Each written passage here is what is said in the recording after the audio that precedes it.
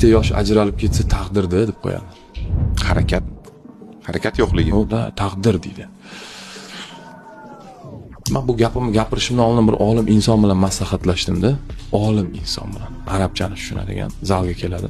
Taqdir so'zini ba'zi bir javhalarda tartibga o'zgartirsam xato bo'lmaydimi? Xudoning qahri kelmaydimi?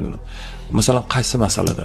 Er-xotin turmush qurgandan keyin ertalabdan dietetik ovqat yeb, bo'sh vaqtini telefon kovlamasdan belgilab 2 soat peshkom yurib ko'chada, ikkalasi o'ziga moslab olib, qaysidir sport turini tanlab, birgalashib borib, qilib kelib, hamma narsani tartibga qo'ysa, jinsiy aloqa yaxshilashib, bir-biriga bo'lgan hissiyotlari, kortizollari tushib, cho'tkilashib, ajralish bo'larmi?